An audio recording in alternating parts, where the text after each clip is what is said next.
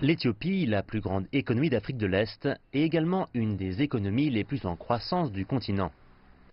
Mais la deuxième nation africaine la plus peuplée fait face à un grand nombre de migrants illégaux qui par milliers risquent leur vie chaque jour dans l'espoir de trouver une herbe plus verte ailleurs.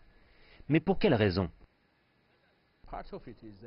C'est en partie un problème d'information. Les citoyens doivent être bien informés sur ce à quoi ils feront face en risquant leur vie pour supposément trouver un meilleur travail via des intermédiaires illégaux et des trafiquants. Donc pour résoudre ce problème, il faut s'en prendre à ses racines.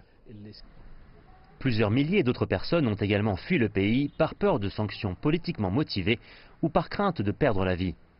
Le gouvernement dit que cela n'est plus un problème.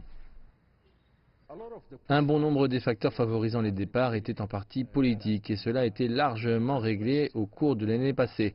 Tous les progrès politiques en termes de résolution des questions liées aux droits de l'homme ont été réalisés dans le pays. Ce qui reste, c'est le facteur économique. Selon les estimations, des centaines de milliers d'Éthiopiens qui ont quitté illégalement leur pays résident dans des pays du Moyen-Orient comme l'Arabie Saoudite, les Émirats Arabes Unis, le Qatar et Oman. Et ils y endurent des souffrances indicibles. Ceux qui ont connu l'agonie conseillent aux autres de rester chez eux. Le parcours d'une migration illégale est difficile à décrire. J'ai été une migrante illégale dans 2 pays, y compris à Khartoum. Plusieurs de mes frères et sœurs sont morts dans les déserts. Ce n'est pas ce que les gens imaginent, c'est pire. Les gens devraient chercher des opportunités d'emploi ici, si c'est possible. Je pense que notre pays est capable de fournir des emplois à ses citoyens. S'il y a lieu de dépenser son argent pour payer des trafiquants et migrer illégalement, la population peut l'utiliser pour financer des projets d'affaires. Alors cela permettra à plus de gens de vivre mieux chez eux. Le gouvernement devrait aussi lutter contre les trafiquants de personnes.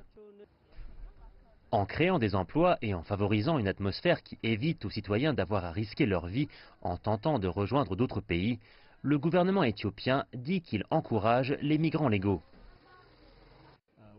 Une des choses que notre ministère et le ministère du Travail et des Affaires sociales essayent de faire, c'est de passer des conventions de travail avec des pays du Moyen-Orient. Nous l'avons fait avec l'Arabie Saoudite, avec le Qatar et les Émirats Arabes Unis.